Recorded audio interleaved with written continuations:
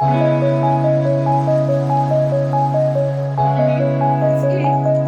আমরা দ্বাদশ শ্রেণীর উদ্ভিদ প্রজনন বিদ্যা 10 নম্বর অধ্যায় ওটার খানিকটা অংশ সূচনা আজকে আমরা করব। উদ্ভিদ প্রজনন বিদ্যা হলো ব্যবহারিক উদ্ভিদবিদ্যার একটি শাখা, যার মাধ্যমে আমরা কৃষিজ উদ্ভিদের সার্বিক উন্নয়ন সাধন করতে পারি। কারণ আমরা যে গ্রহটায় বাস করি, পৃথিবী, সেখানে জনবিস্ফোরণ, এই জনবিস্ফোরণের ফলে জনসংখ্যা বৃদ্ধি, এই যে জনসংখ্যা বৃদ্ধি পৃথিবীর একটা সমস্যা। আমরা জানি প্রত্যেকটা মানুষের বেঁচে থাকার জন্য অন্ন মানে হচ্ছে খাদ্য, বস্ত্র, বাসস্থান,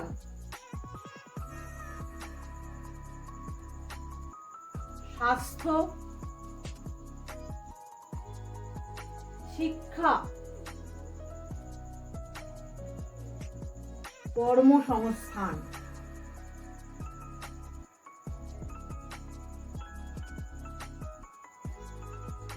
একান্ত প্রয়োজন। অন্ন, বস্ত্র, বাসস্থান, স্বাস্থ্য, শিক্ষা, কর্মসংস্থান না হলে একটা মানুষের যে সুস্বাস্থ্য, সে সুস্বাস্থ্যের অধিকারী হতে পারবে না। আমরা জানি স্বাস্থ্য মানে কেবলমাত্র শারীরিক মানসিক সুস্থতা নয়, তার যে আর্থসামাজিক অবস্থা, সেই আর্থসামাজিক অবস্থারও উন্নতি ঘটাতে হবে। না হলে কোনো মানুষই সুস্বাস্থ্যের অধিকারী হতে পারবে না। এবং এই স্বাস্থ্য ভালো রাখার একটি উপায় হচ্ছে সুষম খাদ্য তালিকা। আমরা জানি খাদ্যের মাধ্যমে বিভিন্ন খাদ্য উপাদান আমাদের শরীরে প্রবেশ করে। এই খাদ্য উপাদানগুলো কি কি?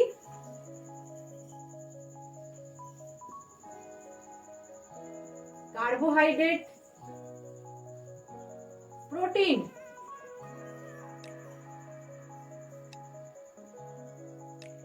ফ্যাট, ভিটামিন,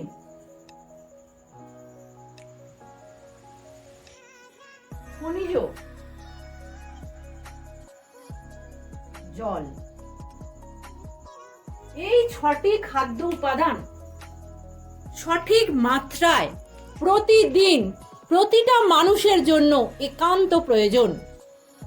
এর ফলে আমাদের দেহ গঠন হবে, ক্ষয় পূরণ হবে, আমাদের বৃদ্ধি বিকাশ সঠিক মাত্রায় সংগঠিত হবে, আমাদের রোগ প্রতিরোধ ক্ষমতা বাড়বে।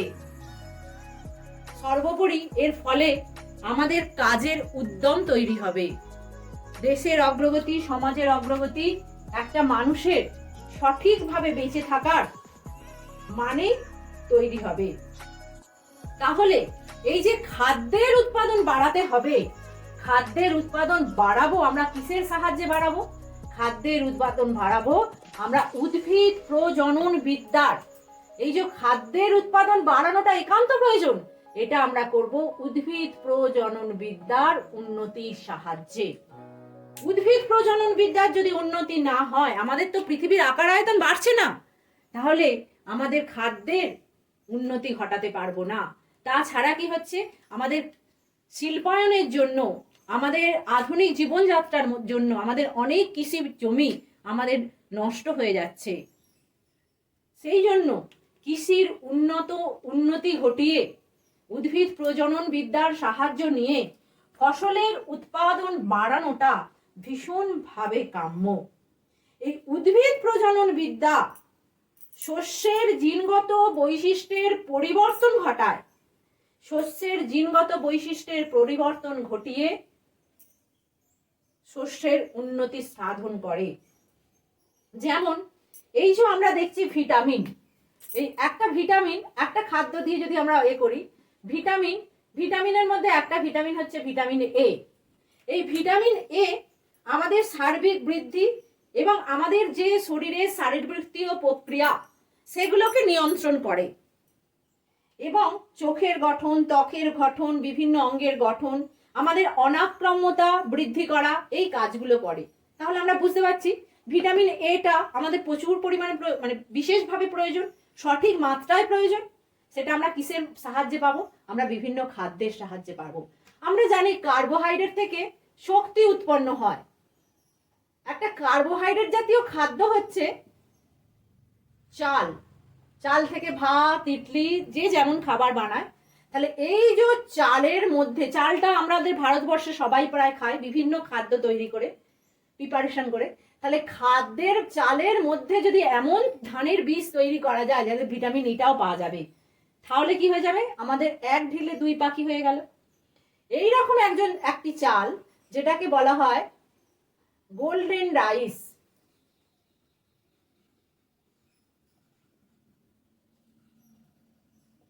রাইস উৎপাদন সম্ভব হয়েছে, গোল্ডেন রাইস উৎপাদন করা সম্ভব হয়েছে। আমরা এখনো হয়তো সেইভাবে সেটা পাচ্ছি না, পাবো অদূর ভবিষ্যতে। তাহলে আমাদের এই যে চোখের সমস্যা, ত্বকের সমস্যা, আমাদের যে ইমিউনিটি পাওয়ার, এই যে আমরা সমস্ত কিছুর উন্নতি ঘটাতে পারবো। এইভাবে বিভিন্ন উপায়ে যে ফসলের উৎপাদন বাড়ানো এবং জনগণকে, প্রত্যেকটা মানুষকে সঠিক খাদ্য পৌঁছে দেয়া উদ্ভিদ প্রজনন বিদ্যার প্রধান উদ্দেশ্য। এখন আমরা তাহলে দেখি উদ্ভিদ প্রজনন বিদ্যার বিভিন্ন উদ্দেশ্যগুলো। এই যে উদ্দেশ্য, উদ্ভিদ প্রজনন বিদ্যার লক্ষ্য ও উদ্দেশ্য।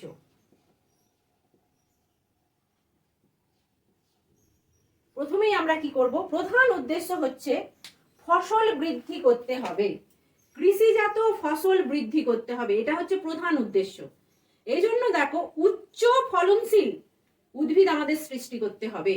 যেমন গম গাছের ক্ষেত্রে উচ্চ ফলনশীল গমের প্রজাতি হচ্ছে ভ্যারাইটি সোনালিকা বা কল্যাণ সোনা।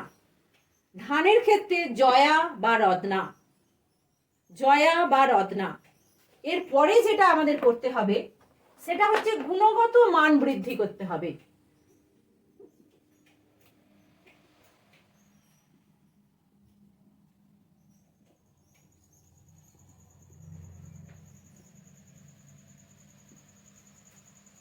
শুধু অনেক ফসল ফলিয়ে ফেললাম, তার উৎপাদন প্রচুর বেড়ে গেল, সেটা করলে হবে না, গুণগত মান বৃদ্ধি করতে হবে। এই যে একটু আগে আমরা বললাম, আমরা খাদ্যের মাধ্যমে বিভিন্ন পরিপোষক, কার্বোহাইড্রেট, প্রোটিন, ফ্যাট, ভিটামিন, খনিজ, জল, এই যে আমরা গ্রহণ করি, তাছাড়াও আছে খাদ্যতন্তু এবং ফাইটোকেমিক্যালস। এই যে 8টি খাদ্য উপাদান আমরা গ্রহণ করি, প্রধান হচ্ছে 6টি।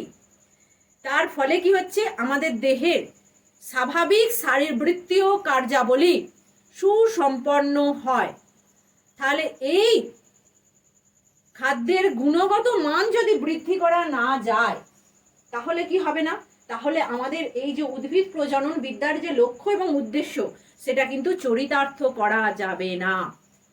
দেখা যায় সাবিত্রী এবং জয়লক্ষ্মী, এই যে তুলা চাষ করা হয়,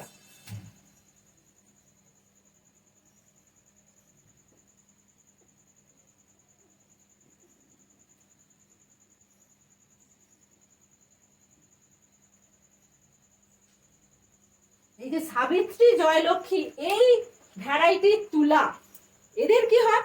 এদের তুলায় যে তন্তু আছে, এই তন্তুটাই আমাদের নিই তুলা থেকে। তাহলে সেই তন্তুটা হয় উন্নত মানের তন্তু এবং তন্তুটা দীর্ঘ তন্তু তৈরি হয়।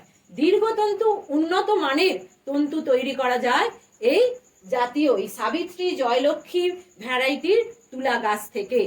গমের ক্ষেত্রে, গম এমন একটা শস্য যেখান থেকে আমরা বিভিন্ন ধরনের খাদ্যের প্রিপারেশন করি। যেমন গমের একটা ভ্যারাইটি দুধিয়া। এই দুধিয়া গমটা কি হয়? সাদা, দেখতে ভাল লাগে এবং নরম প্রকৃতির। তাহলে এই গম থেকে যে খাদ্য আমরা বানাবো সেটা আমাদের কাছে অনেক বেশি গ্রহণীয় হবে। তাছাড়া একটা আখ চাষ করা হয় SL 95 4033, এই যে আখ চাষ করা হয়, এই আখ থেকে প্রচুর পরিমাণে চিনি উৎপাদন করা যায়। SL 95 4033। তাহলে এইভাবে উদ্ভিদ প্রজনন বিদ্যার সাহায্য নিয়ে আমরা শুধু ফসলের উৎপাদন বৃদ্ধি করছি না, তার গুণগত মানটার মাত্রা বৃদ্ধি করছি এবং উন্নত গঠন বৈশিষ্ট্য এবং আমাদের যে কাঙ্ক্ষিত গঠন বৈশিষ্ট্য উদ্ভিদটার, সেটাও আমরা পাচ্ছি। কাঙ্ক্ষিত গঠন বৈশিষ্ট্যের আমরা উদ্ভিদ পাচ্ছি। আমরা এটা সম্বন্ধে বলবো, যেমন এখন দেখবে ভ্যারাইটিস আমের অনেক ভ্যারাইটি তৈরি করা হয়েছে এবং যেটা আম গাছগুলো অনেক ছোট হবে, তাতে অনেক পরিমাণ ফসল ফলবে। এগুলো কার সাহায্যে করা হয়েছে? এটা উদ্ভিদ প্রজনন বিদ্যার সাহায্যেই এটা করা হয়েছে। এরপরে আমরা বলবো রোগ প্রতিরোধ ক্ষমতা সম্পন্ন উদ্ভিদ তৈরি করা। আমরা জানি আমাদের পরিবেশে বিভিন্ন অণুজীব আছে, যেমন হচ্ছে প্রোটোজোয়া, ব্যাকটেরিয়া, ছত্রাক, শৈবাল, তাছাড়া আছে ভাইরাস। এরা কি করে? এরা বিভিন্ন ধরনের রোগ তৈরি করে, যার ফলে আমাদের ফসলের ক্ষতি হয়। তাহলে এই রোগগুলো, বিভিন্ন রোগের বিরুদ্ধে যদি প্রতিরোধ ক্ষমতা উদ্ভিদের তৈরি হয়ে যায়, তাহলে সেই উদ্ভিদটা থেকে আমরা যে ফসল পাবো সেটা অনেক বেশি ফসল পাবো এবং আমাদের পরিশ্রম সার্থক হবে। সেই জন্য দেখো গমের একটা ভ্যারাইটি সোনোরা 64, এই ভ্যারাইটির গম, এরা কি করে? গমের যে মরিচা রোগ বা রাস্ট রোগ হয়, এই রোগটা প্রতিরোধ করার ক্ষমতা আছে সোনোরা 64 এর।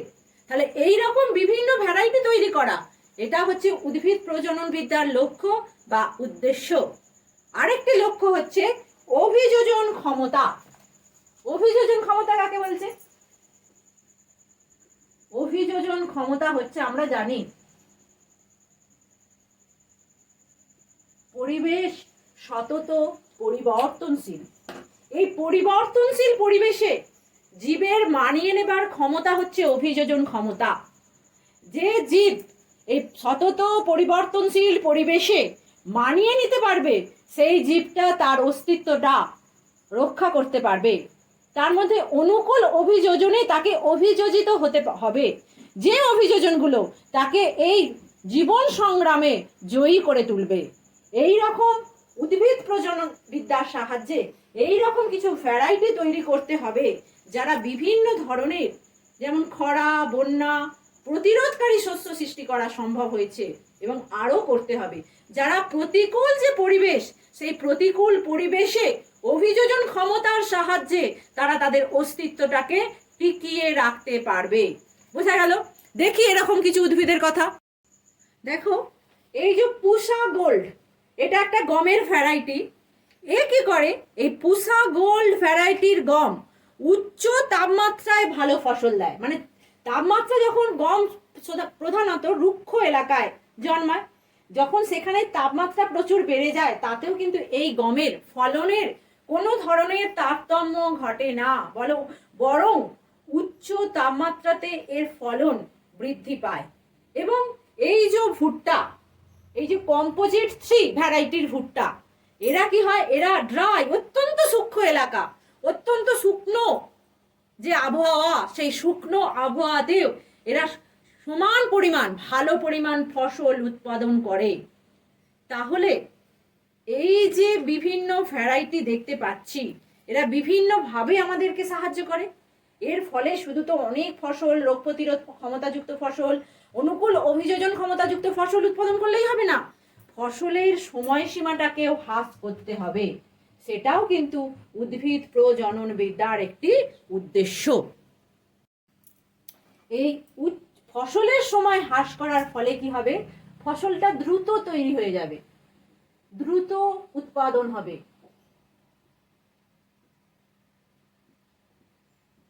সেই রকম দুটো প্রজাতি হচ্ছে ধানের ক্ষেত্রে আমি লিখেছি, দেখো IR8, IR20। এদের সম্পূর্ণভাবে ফসল পাওয়ার জন্য মাত্র 4 মাস সময় নেয়। 4 মাসের মধ্যে এই ফসলগুলো পরিণতি প্রাপ্তি পায়। তাহলে এটাও একটা উদ্ভিদ প্রজনন বিদ্যার উদ্দেশ্য। আর উদ্দেশ্য কি আছে আমরা এবার দেখি। দেখো, উদ্ভিদের জন্মানোর জন্য মৃত্তিকার প্রয়োজন হয়।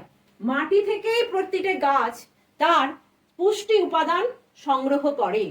তাহলে উদ্ভিদের জন্মের জন্য, জন্মানোর জন্য, বৃদ্ধি পাওয়ার জন্য, বিকাশের জন্য মৃত্তিকা একান্ত প্রয়োজন। দেখো, আমি এখানে দুটো ভ্যারাইটিস এর নাম লিখেছি।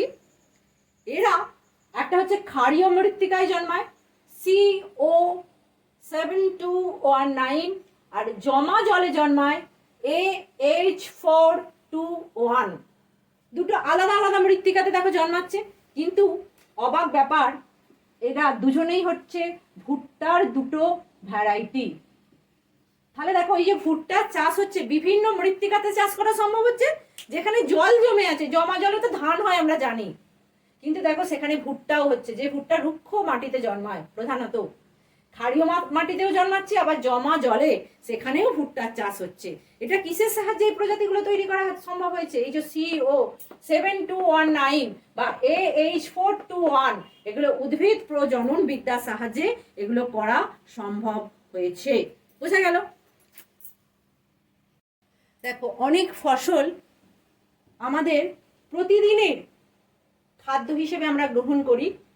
অনেক ফসলের মধ্যে অনেক ক্ষতিকারক পদার্থ থাকে, অনেক বিষাক্ত পদার্থ থাকে, যেটা আমাদের শরীরে যদি অল্প অল্প করেও জমা হয় তাহলে জৈব বিবর্ধন সংগঠিত হয়, এবং খাদ্য শৃঙ্খলের মাধ্যমে সেই ক্ষতিকারক পদার্থটা সেই খাদ্য শৃঙ্খলে অবস্থিত প্রতিটা জীবের মধ্যে সঞ্চারিত হয়।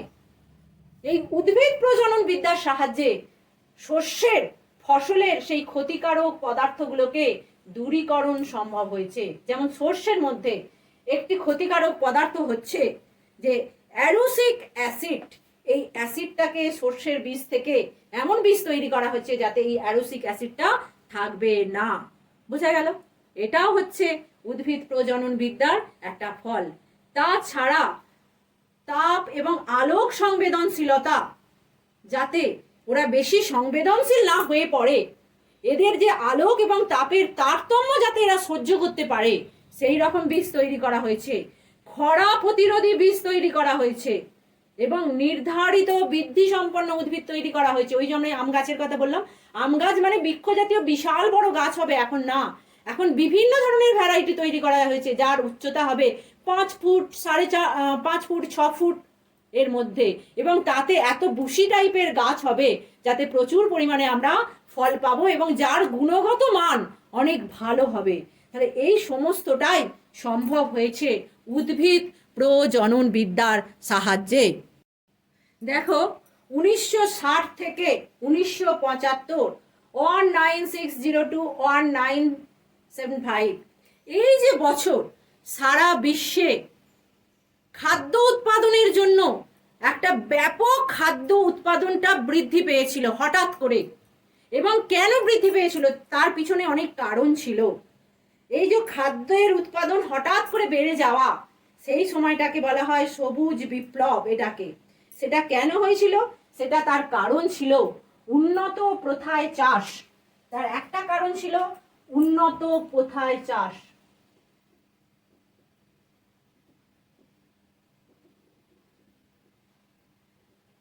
2 নম্বর কারণ ছিল কৃষিজ সার।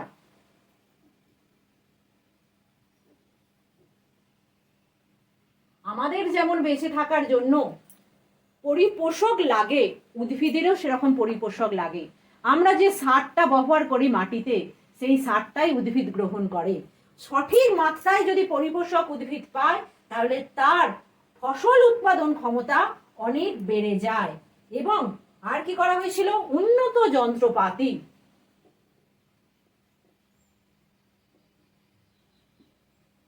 এই যে যন্ত্রপাতির উন্নতি ঘটিয়ে উন্নত যন্ত্রপাতি ব্যবহার করা হয়েছিল, এবং বিভিন্ন উন্নত বীজ তৈরি করা হয়েছিল।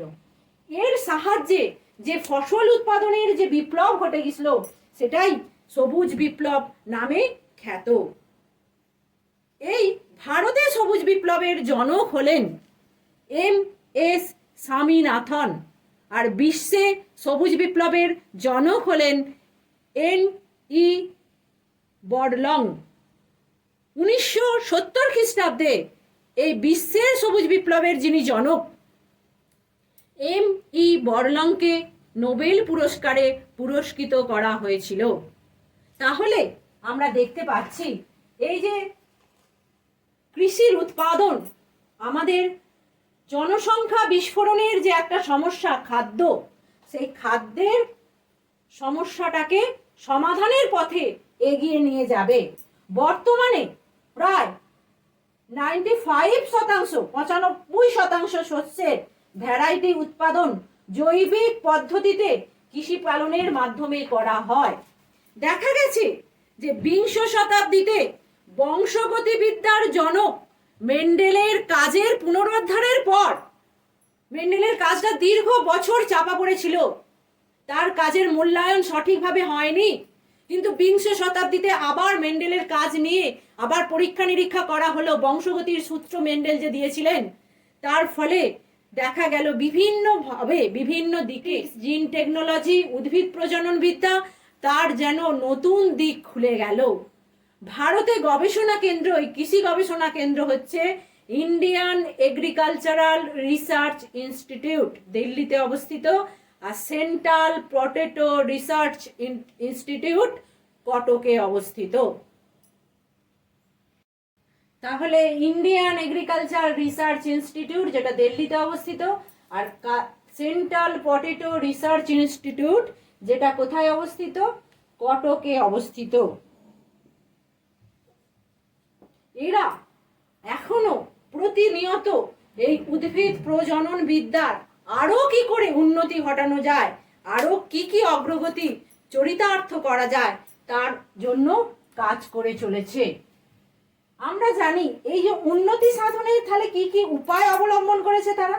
1 নম্বর উপায় হচ্ছে উদ্ভিদ প্রবর্তন। তাহলে 1 নম্বর উপায়টা কি?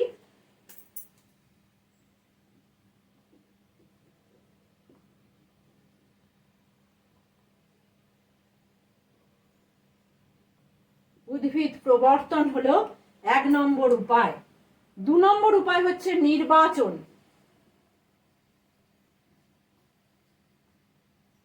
নির্বাচন হলো 2 নম্বর উপায়। 3 নম্বর উপায় হচ্ছে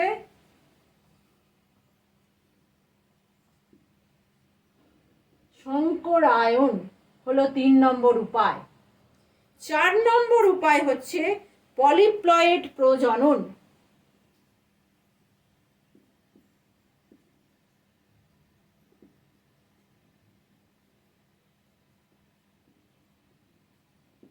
প্রজনন। 5 নম্বর হচ্ছে পরিব্যক্তি প্রজনন।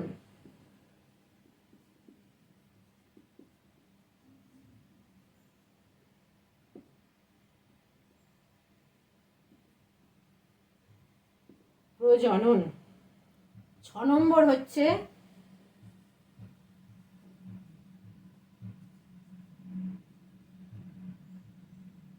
হেটারোসিস। 7 নম্বর হচ্ছে জিন প্রযুক্তি।